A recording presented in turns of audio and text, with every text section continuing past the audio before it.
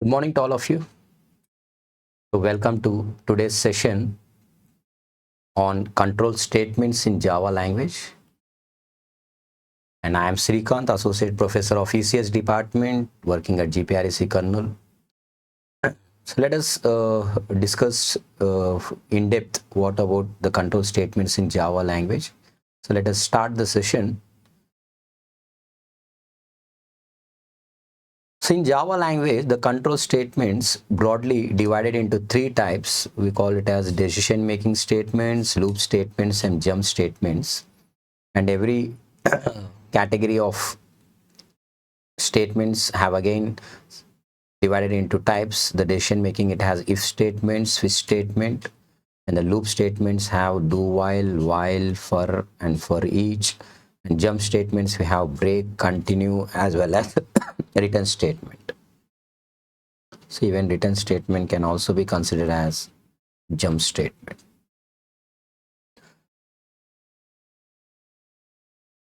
So these are the three types of control flow statements in Java language.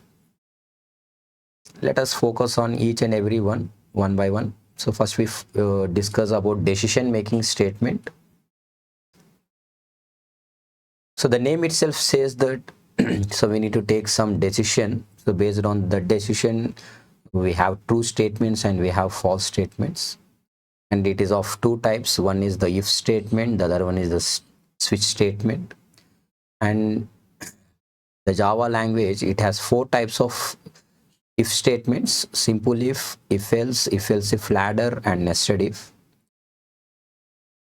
And let us see the syntax of each and every if statement, how we need to use it in programming language or while writing a program and while solving a given problem.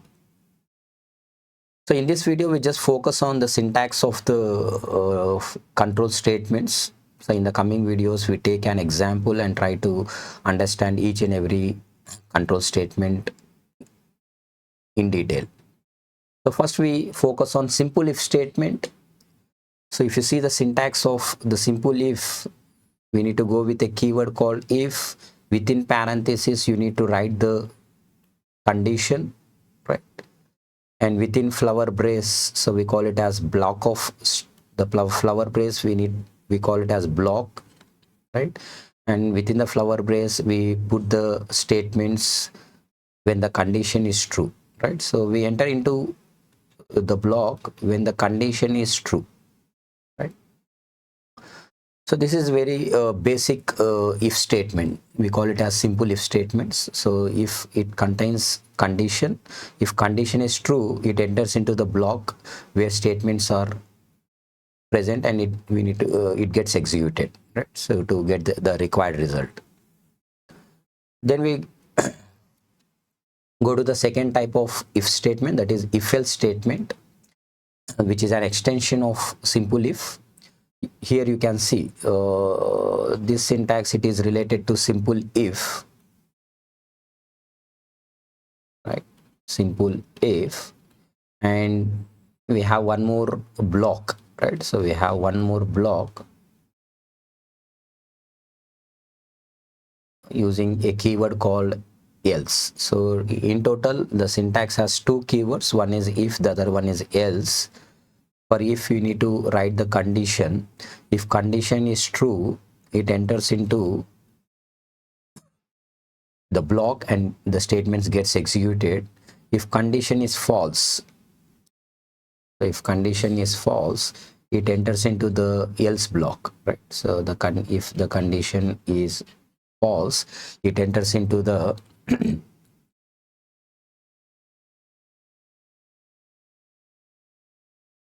else block, right? So where we have some set of statements to execute, right? So in so this this gives a very clear picture, right? So the syntax, it is having two keywords, if and else. The if has condition, right? So we write the condition using relational operators and the operands, right? So if the condition is true, it executes the set of statements present within if block, right? So this is the block, right? And if the condition is false, it executes the statements that are part of else block, right? Hope it is clear to you, right? So in this video, we just focus on the syntax of each and every control statement. So then we take examples to understand the control statements in detail. We have one more category of if statement, that is if else if ladder, right? If you see the syntax of if else if ladder, so it is going with a keyword called if. We have a condition. If condition is true, the statements will get executed, and if condition is false, it goes to else if, where we have one more condition to evaluate. If the condition is true, the statements gets executed, right? Otherwise we have so we have any number of else if conditions. At last we have else block, where we have false statements, right? So in this syntax, we need to observe that we can put lot of conditions using if keyword, right?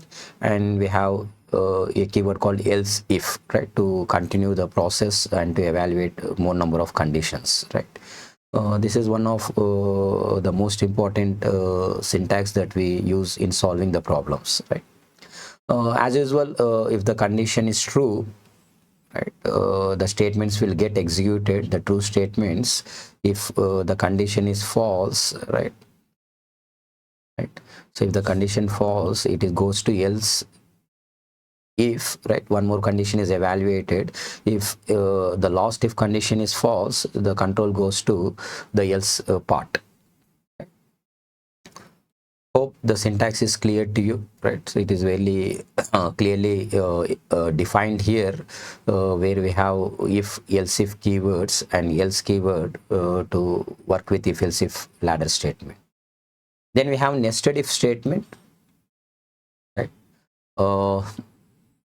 The nested ifs, if you see the syntax of nested if, a if condition and the block, right? So this is the block, it is containing one more if condition, right?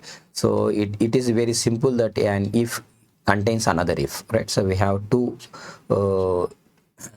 if conditions, right? So one is the outer one, this is the outer if, and we have inner if, right? So whenever we see this type of syntax in our programming, so it is called as nested if statement, right? So it is not necessary that an if contains another if, even a else block, right? Else block can also have the if condition, which is also called it as nested if. So this when this condition is true, it enters into the block, right? If condition is true, it enters into the block of statements, right? So the true statements will get executed. If both the conditions are true, we have some set of statements to be executed, right? If this condition is false, right, so this goes to this block, right? So where we have one more condition to evaluate, so where else have one more if condition, which is nested, right? So even we can also have else block here, right? Even we also put else here, right? We can add any number of if else statements that what we required, right? So totally we have four categories of if statements, which is we have simple if, right? So one is simple if, and if else is there, right? We have if else if ladder and nested if. Right. So in this video, we just focused on the syntax of each and every category of if statement. In the coming videos, we take one example for each category, so that it is very clear to us, right? Then we have one more decision making statement, that is switch case, right? It is alternative to if else if statement, right? So if you want to have multiple conditions, so you can go with either if else if, or you can directly work with switch case, let us see the syntax of switch case, right? So here you can see the keyword switch, right? And we need to put some expression or condition in the parentheses, right? So when the expression is evaluated, so we get some value, right? We get some value when the expression is evaluated, and this value is compared with every case, right? So we have two keywords, sorry, we have three keywords. The default is also a keyword, right? So we have keywords. One is switch, the other one is case, and the other one is default, right?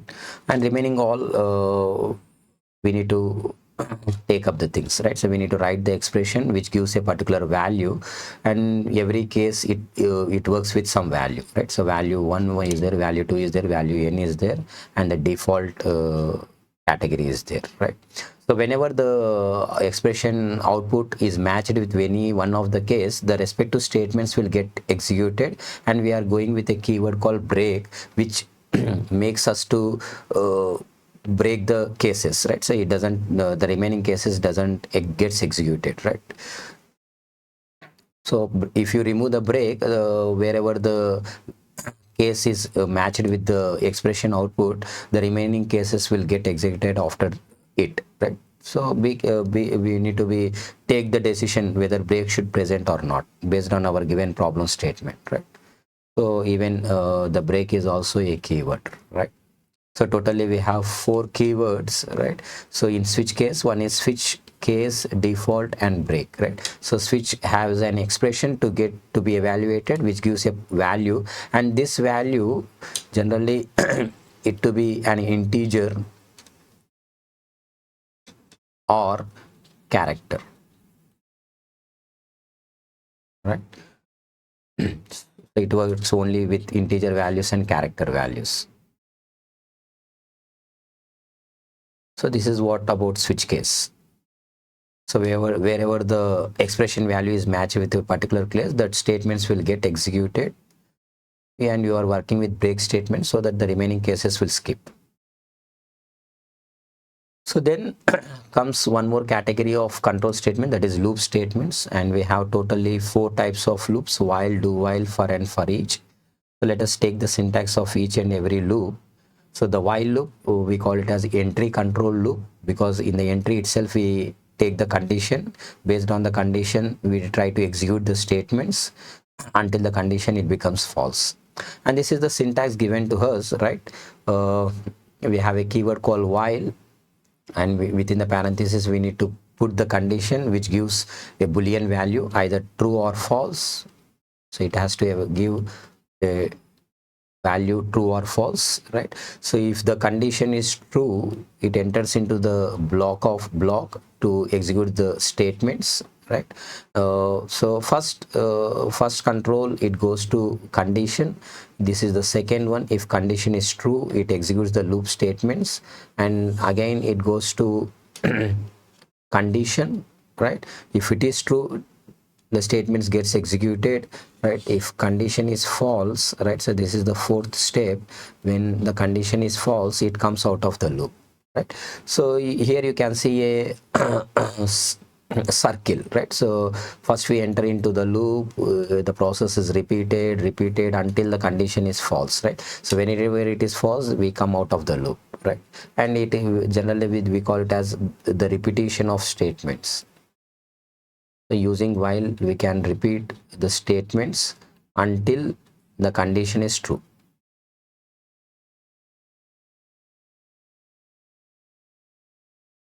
So to get our problem results, right? So wherever we require the repetition of statements, we need to go with while loop or do while, for each, or for loop.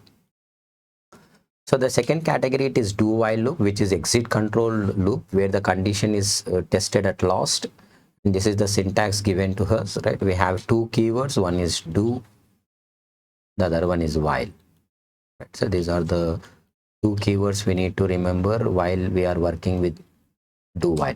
So first we need to go with a keyword called do, right? And we have 2 parentheses, right? And we have a keyword called while. We need to put the condition within the parenthesis, and don't forget to end with semicolon, right? So the while loop, it doesn't have semicolon here, right? But do while should end with semicolon, right? So here it is called exit control loop because we first enter into the block of statements without checking any condition. So this is the first step, right? So then we go to the condition. This is the second step, right? So if the condition is true, we again enter into the loop, the block, right? So when the condition is true, we again enter into the block to execute the statements, right? If condition is false,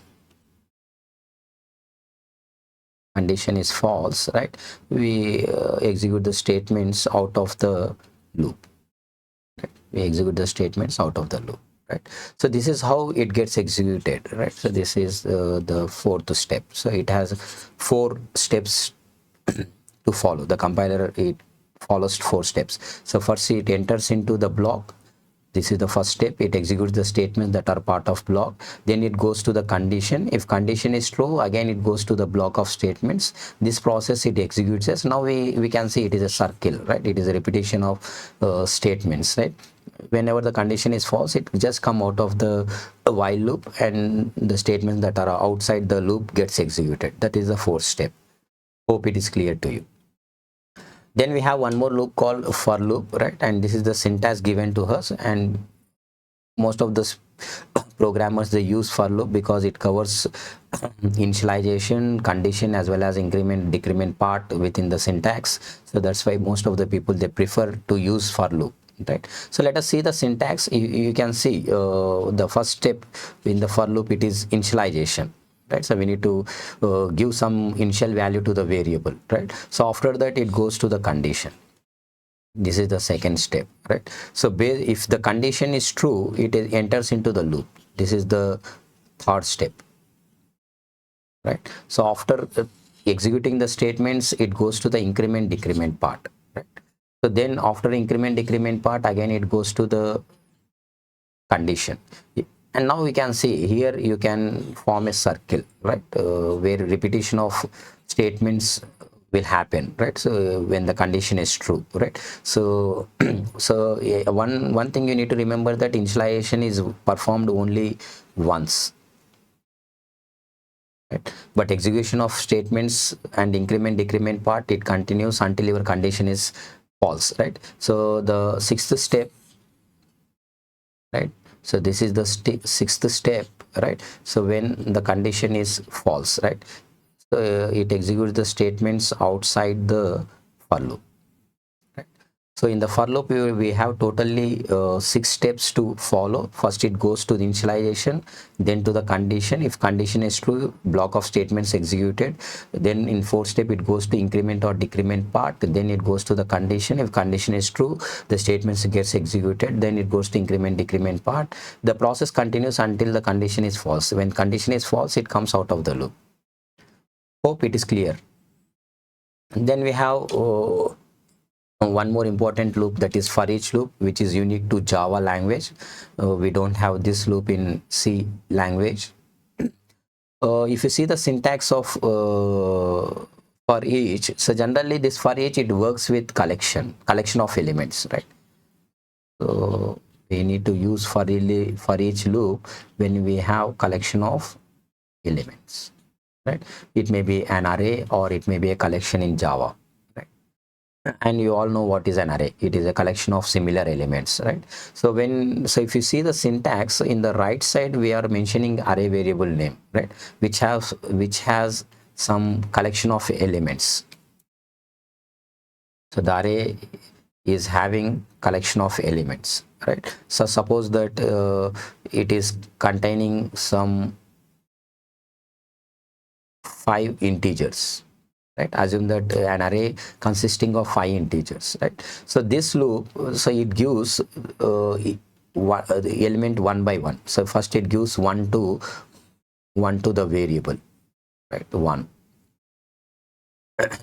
right? So this variable we need to use in the block of statements, right? So this value we need to put So this one is transferred to here, and this one we need to use in our logic, right? So then after repetition, right, so it gives the second value, that is 2, right, which is there in the variable, right?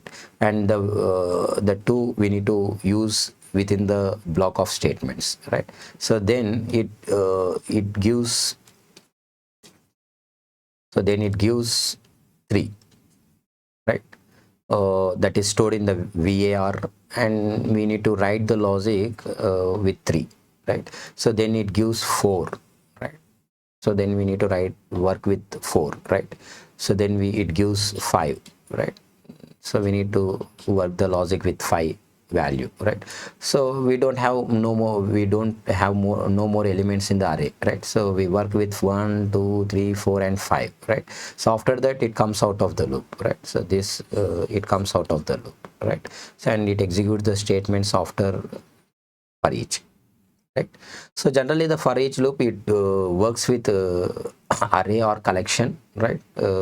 So whenever we have some collection of elements, or it may be collection of integers, collection of floating, or collection of characters, or collection of strings, right? So this loop, it gives element by element, right? So the first element is given to you, which to be stored in a variable. So using that variable, you need to write the logic within the block, right? So hope it is clear to you. And we have nested loops, right? So here you can see nested for each, where we have for each outer loop and for each inner loop. This is outer loop and this is inner loop, right? So generally it works with two-dimensional arrays. So we need to work with two-dimensional arrays, and we all know that the two-dimensional arrays have two indexes, right? So one is for row, the other one is for column, right? And in Java language, a 2D array is a array of array, right? So an array contains another array, right? Array of array, right? So this variable, it is a 2D array, right? 2D array, right? So we all know that the 2D array, it is a collection of rows, right? The first row is given to you, right? So this is the first row, right? First row, right? Second row, right? And this is third row, right?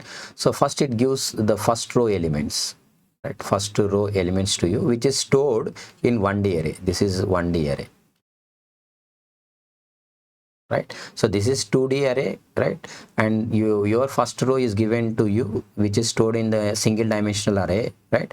And you are using inner loop, right? This is 1D array with you. VAR1 is a 1D array, right?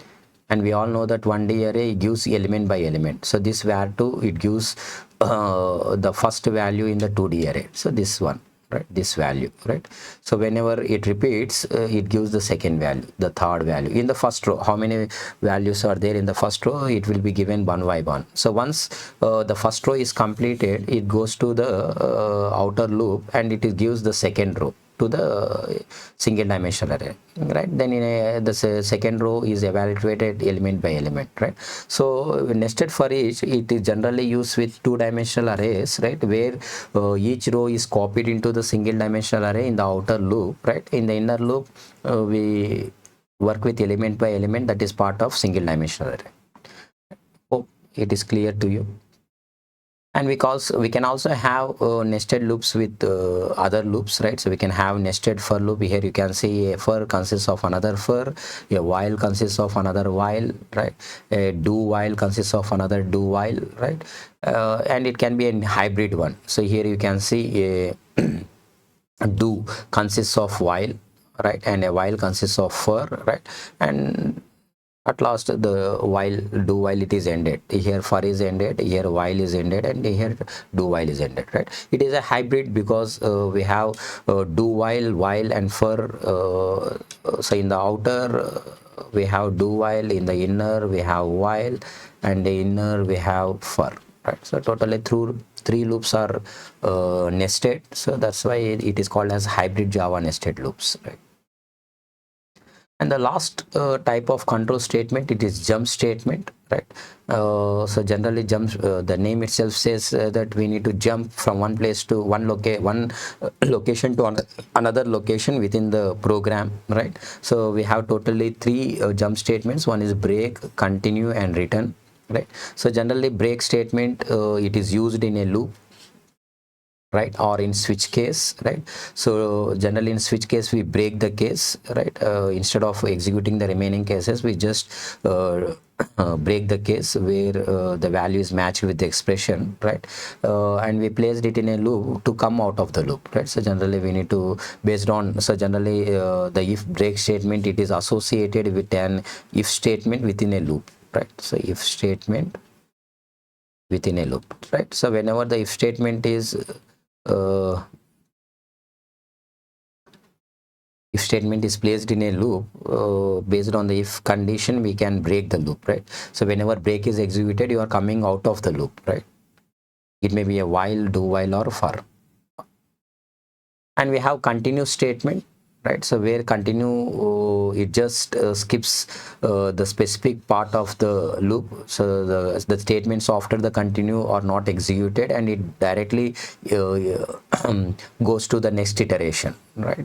So that is the advantage of continue, right? So, and it is also associated with if statement, right? So whenever you are using continue, you need to put an if condition, right? So based on the condition, if condition is true, you need to continue the things, right? And it is used in a loop, right? So we need to used it in the loop, right? So the continue, it skips some of the statements after continue, and it goes to the next iteration, that is increment or decrement part, or to the condition if it is while and do while, right? And the last one, it is a return statement, right? So generally the return statement is used in methods, right? To return the value, a single value, right?